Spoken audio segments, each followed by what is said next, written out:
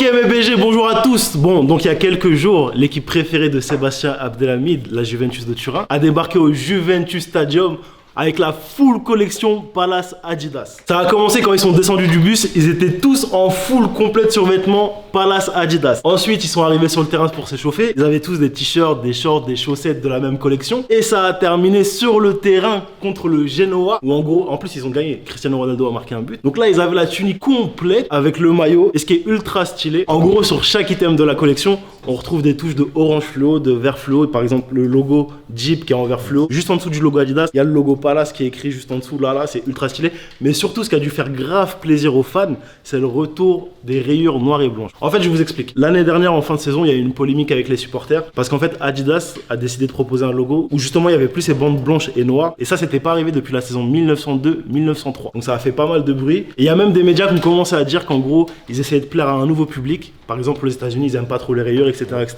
Et en vrai, quand tu regardes l'évolution de la Juventus de Turin, c'est pas totalement faux. Par exemple, ils ont changé le logo il y a 2 ans. Et là, d'inclure Palace dans la collaboration, ça a grave du sens quand on sait que Palace, ils ont déjà proposé des maillots qui ressemblaient à ceux de la Juventus de Turin et l'Inter de Milan en 2017. Il y a quelques années, ils ont fait aussi une collaboration avec Umbro sur des maillots de foot.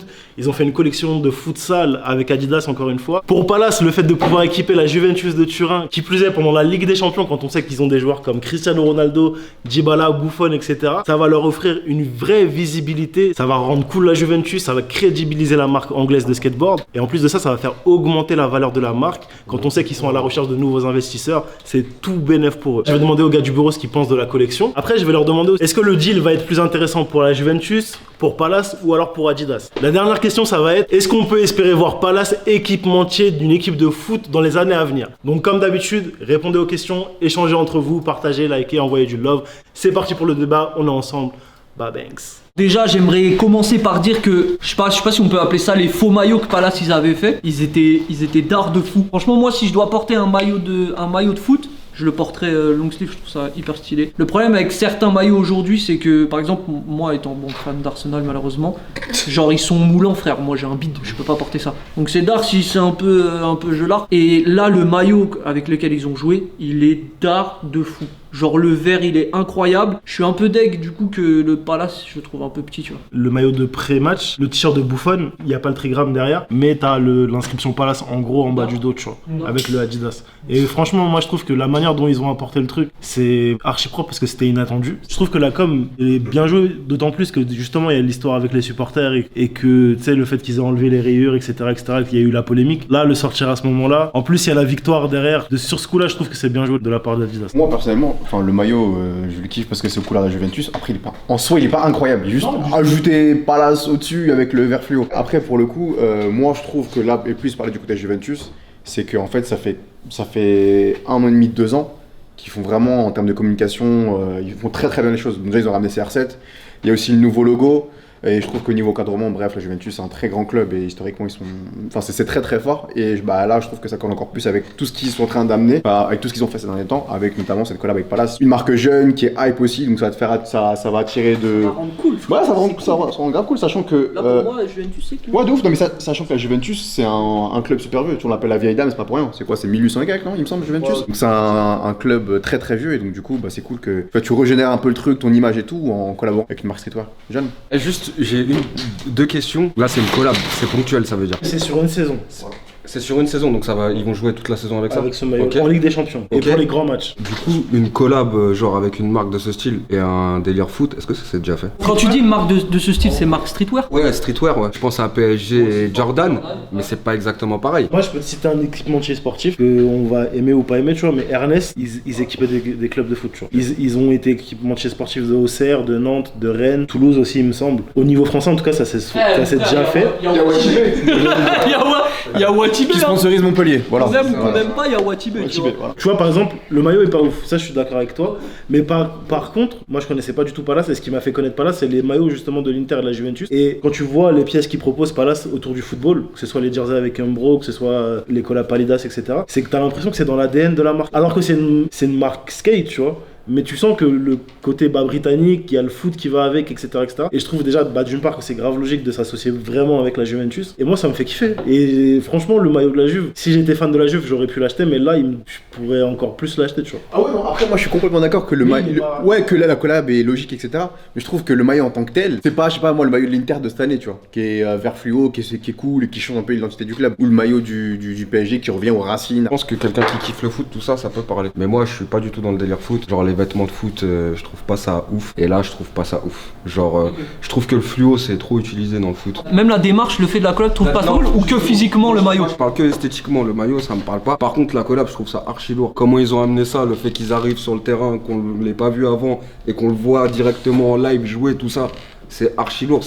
C'est les meilleures communications, ça. Quand t'as un truc qui arrive comme ça et que tu t'y attends pas, moi je trouve que c'est les meilleures com. Et je pense qu'il y a plein de gens qui ont regardé le truc. Tu sais, les gens qui sont dans le délire foot, tout ça, et qui connaissent un peu le délire streetwear, qui connaissent Palace, qui ont regardé le truc, qui ont dû péter un câble, tu vois, au moment où ils ont vu le délire. Donc ça, c'est archi lourd, c'est un putain de point positif. Esthétiquement, moi, le t-shirt, je trouve pas ouf. Alors j'ai pas apprécié et j'ai pas détesté la collab PSG Jordan, tu vois. En vrai, ça rassemble, je vais pas dire tout ce que j'aime parce que je suis pas pour PSG, mais on est de Paname, tu vois. Et Jordan, que c'est une marque que je kiffe, surkiffe. Mais je trouvais que c'était très business, tu vois. Que l'objectif c'était que chacune des marques fasse monter l'autre marque. Mais là, mon ressenti, c'est plus un coup de pouce d'une marque pour faire grandir une autre. Donc Adidas, donc Juventus qui fait grandir Palace. Et Palace, de son côté, elle rend très cool Adidas et la Juventus. Je trouve que c'est un échange de bons procédés, je sais pas si on peut appeler ça comme ça. Je pense que là, pour le coup, si je dis pas de bêtises, Adidas, ils ont fait un très très gros coup marketing et communication. Parce qu'on est Ouais, les premiers, fort. on est les premiers à Bravo, tirer bravo. fort. Je pense que ils ont envie qu'on voit la collab comme ça, en mode un coup de pouce. Mais je pense que ça doit être d'un niveau business Ah oui, mais extrême. Et je vais dire pourquoi. Parce que déjà, ils ont dû voir Jordan PSG et ils ont dû se dire, ouais, la collab est cool. Parce que c'est vrai, l'idée de mélanger Jordan et PSG, ça peut être cool. Mais ils ont dû regarder qu'est-ce qui allait pas sur ce délire-là. Qui est en l'occurrence l'ADN mélangé. C'est pas vraiment logique en soi, tu vois. C'est pas naturel. Et c'est deux très très grosses entreprises. Deux très très grosses marques, alors que Adidas, eux, ils ont Palace dans les papiers depuis des années. Ils travaillent avec eux. Pour moi, il y a une vraie différence, c'est que Jordan PSG, c'est un club et une marque. Alors que pour moi, là, cette collaboration-là, c'est Adidas Palace sur le maillot de la Juventus. Tu vois ce que je veux dire? Donc pour moi, c'est pas vraiment comparable au premier abord. J'ai posé la question à L6, c'est la première chose que je me suis posée. Et je me suis dit, là, il s'est passé quoi? Palace, ils ont payé pour être sur le maillot d'Adidas de la Juve? Moi, je pense pas. Et ça arrive 1 mois et demi après qu'on parle de délire d'investisseurs, etc.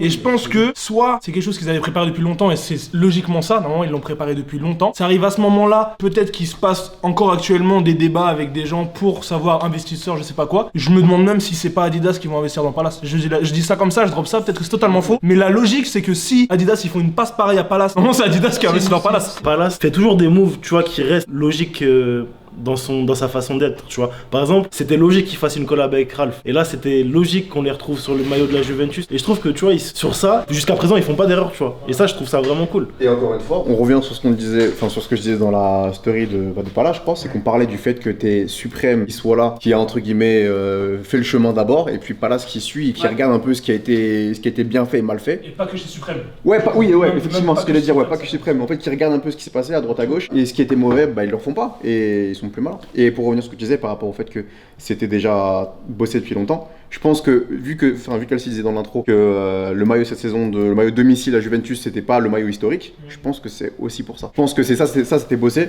sachant qu'on a les rumeurs depuis je crois février-mars. Les maillots de foot généralement, évidemment, ils sont au moins faits un an à l'avance, voire peut-être plus. Moi je suis pas foot du tout, tu vois, je suis pas du tout. Mais je suis Adidas de ouf et comme disait Chasseur, pour moi c'est le premier vrai move business d'art qu'ils font depuis 2-3 ans, tu vois. C'est comme si je checkais Adidas parce que C'est historique là, franchement- c'est historique. Non gros, bravo. La Non, Donnarumma, bravo. Fort, très fort. C'est grave mon délire. Tu vois, le maillot, je suis pas hyper fan du fluo en fait. Moi, c'est ce qui me dérange, Ouais. c'est le fluo par rapport au noir et blanc, tout ça. Je trouve que visuellement c'est trop fort, tu vois. Mais je pense que pour ceux qui kiffent l'équipe, qui kiffent le foot et qui kiffent Palace, genre c'est d'art de foot, tu vois. Sébastien Abdelhamid, il a dû être Ouais, grave heureux. Je me demande si Adidas a pas laissé, pas carte blanche, mais presque à Palace. Je pense pas parce que pour moi il y a quand même un enjeu financier, il y a un enjeu en termes d'image pour le club, t'as d'autres sponsors mine de rien sur le maillot, tu vois, t'as Jeep qui paye des millions chaque année. J'espère en termes d'image pour Palace que donc certes là il va y avoir le maillot disponible sur 1 an, mais j'ai pas envie après de voir Adidas Palace sur d'autres clubs. C'est pas ce que je veux et je veux juste ce maillot là cette année et que niveau communication ça parle, ça attire d'autres d'autres mondes qui s'intéressent à Palace et qu'après ils continuent à sortir leurs produits Palace et tout. Et qui continuent pas à se développer avec d'autres clubs. Du coup, tu verrais pas Palace en tant qu'équipementier Non. même.